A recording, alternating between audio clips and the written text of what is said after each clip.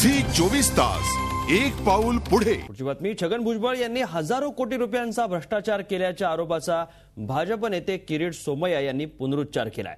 महाराष्ट्र सदनात केलेल्या 100 कोटीचा घोटाळ्याचे पैसे भुजबळांनी आपला जावई आणि मुलगा यांच्या परवेश कन्स्ट्रक्शन कंपनीत गुंतवले असा आरोप देखील सोमय्या यांनी केलाय। भुजबळ यांनी ज्या 31 कंपन्या दाखवल्या आहेत त्यातल्या नवी मुंबईतल्या तसंच दहिसरमधल्या दाखवलेल्या कंपन्या बोगस असल्याचं सोमय्या यांनी म्हटलंय।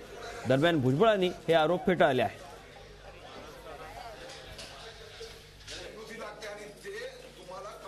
भुजबळांचा आणि त्यांचा मित्र परिवारांच्या 100 कंपन्या माझ्याकडे आलेल्या आहेत, 300 कंपन्यांपर्यंत जाणार आहेत, हजारो कोटीचा भ्रष्टाचार आहेत आणि हा भ्रष्टाचार आम्ही शेवटपर्यंत नेऊन हा जो भ्रष्टाचाराचा पैसा भुजबळांच्या कंपन्यांमध्ये गेलेला आहे त्याच्या द्वारा त्यांनी फॉरेनमध्ये खाणी घेतल्या, सिंगापूरमध्ये बँक अकाउंट उघडल्या, हा सगळा पैसा महाराष्ट्राच्या जनतेच्या तिजोरीत जमा केल्याशिवाय भाजप स्वस्थ बसणार नाही। झी 24 तास एक पाऊल पुढे।